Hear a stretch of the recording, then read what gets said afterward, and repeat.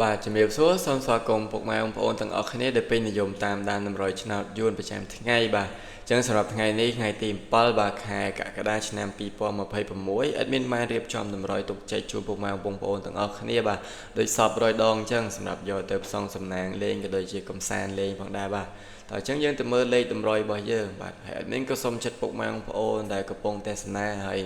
នឹងមកក្រោយៗបាទសូមជួយ like ជួយ comment ហើយដាក់សញ្ញាកណ្ដឹងឲ្យបងប្អូនម្នាក់មួយផងបាទតោះអញ្ចឹង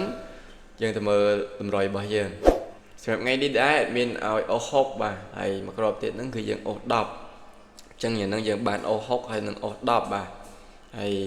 តម្រុយរបស់ admin គឺសម្រាប់ម៉ោង4កន្លះ6កន្លះបាទតែពុកម៉ែបងប្អូនបើសិនជាស្រឡាញ់លេខតម្រុយរបស់ admin ណាមួយអាចយកទៅផ្សងសំណាងវេនព្រឹកវេនថ្ងៃបានដូចគ្នាប៉ុន្តែកុំចោលពេលល្ងាចបាទ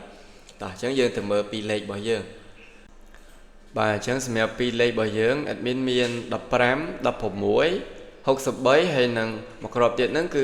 67បាទអញ្ចឹងយើងបាន15 16 63និង67បាទសម្រាប់ពីរលេខរបស់យើងអញ្ចឹង admin មាន4គ្រាប់បាទអញ្ចឹងយើងទៅដល់3លេខរបស់យើងវិញសម្រាប់3លេខគុណថ្ងៃនេះ admin មាន5 16ហើយមួយគ្រាប់ទៀតហ្នឹងគឺ3 67បាទអញ្ចឹងយើងបាន5 16 367គុណបាទអញ្ចឹងតម្រុយរបស់ admin យើងក្នុងថ្ងៃនេះមានតែប៉ុណ្្នឹងទេបាទដល់ទីបញ្ចប់ហើយ